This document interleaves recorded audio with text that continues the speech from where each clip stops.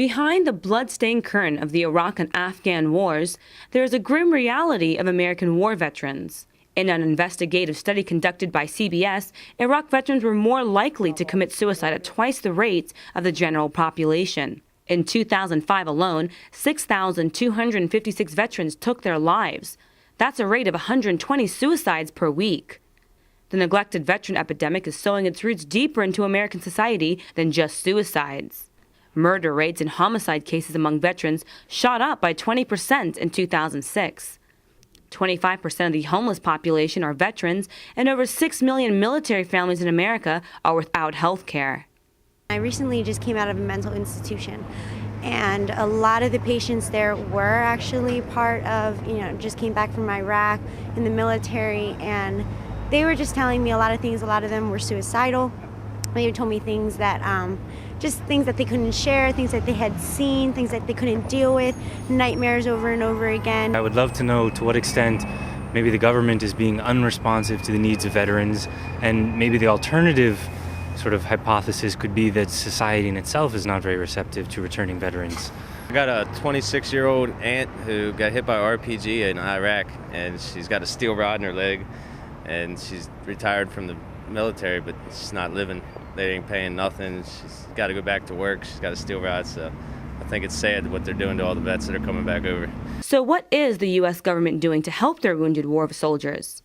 The Senate upped funding for the VA by $6 billion, the largest increase in funding in its 77-year history. The Joshua Umveg Veteran Suicide Prevention Act and Wounded Warrior Act were both passed into legislation, and minor adjustments were made to the GI Bill.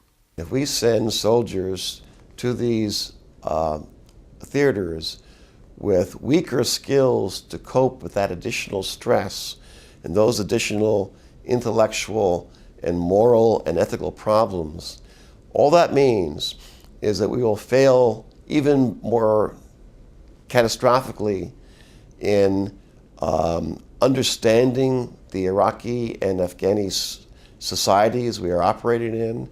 We're not waiting for elections to end the war, and we're not waiting for the VA to take care of soldiers. We'll do it ourselves.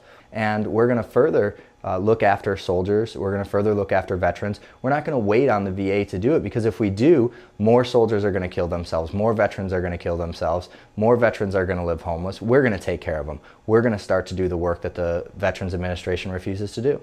Nonprofits and volunteer groups who address the issues 2 years before the scandals broke in the media are doing grassroots organizing.